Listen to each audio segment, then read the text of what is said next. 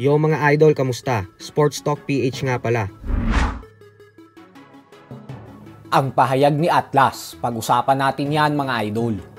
Ngunit bago ang lahat ay huwag kakalimutang mag-subscribe at i-click ang notification bell button for more sports talk.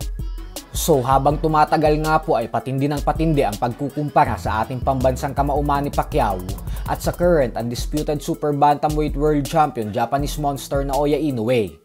Ito po ay matapos sabihin ng batikang top-rank promoter Bob Arum na mas legendary fighter umano si Inoue kaysa kay Pacquiao, ay sinabi naman nga po ng batikang boxing analyst and trainer na si Teddy Atlas na habang pinapanood niya daw ang mga laban at ginagawa ni Inoue sa tuwing sumasampa ito sa ibabaw ng lona, ay lagi niya daw naaalala si Pacman. Paliwanag ni Atlas na maliwanag naman daw kasi na sinusundan na ngayon ni Inoue ang yapak ng nag-iisang 8 Division World Champion ng boxing, kung saan tinatahak daw nito ang landas na pinagdaanan ni Pacquiao sa patuloy na pag-akyat ng dibisyon upang maging multiple weight world champion.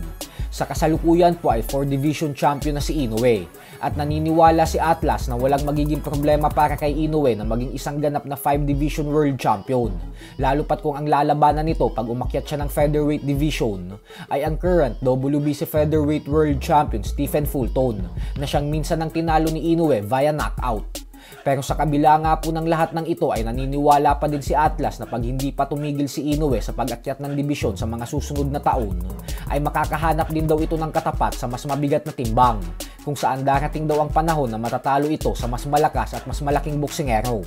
Subalit masyado po kasing kalkulado ang bawat hakbang na ginagawa ng kampo ni Inoue, kung saan mismong si Inoue na ang nagsabi na hindi daw siya basta-basta nagdidesisyon dahil pinag-iisipan daw ng mabuti ng buong kampo niya ang bawat hakbang na ginagawa niya sa kanyang professional career upang masigurado na hindi siya magkakamali sa mga gagawin niyang desisyones.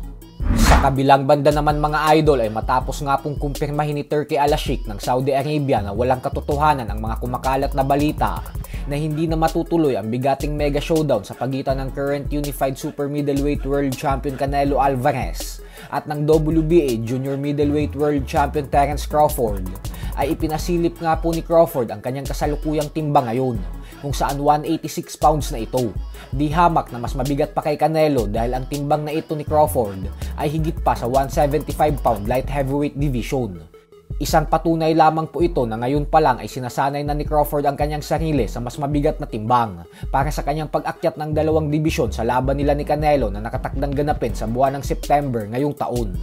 Mismong si Turki Al-Sheikh na po ang nagsabi na pumirma na ng 4 na laban si Canelo sa ilalim ng Riyadh season, kung saan kumpirmado na ang unang 2 laban niya ngayong taon. Ang laban kontra sa undefeated IBF Super Middleweight World Champion William Skull sa buwan ng Mayo. Kapag nanalo po si Canelo kay Skull ay magiging isang ganap na undisputed world champion ulit si Canelo. Kaya naman ibig sabihin po niyan ay may pagkakataon na si Crawford na maging isang 3 division undisputed world champion kung sakaling matalo niya si Canelo.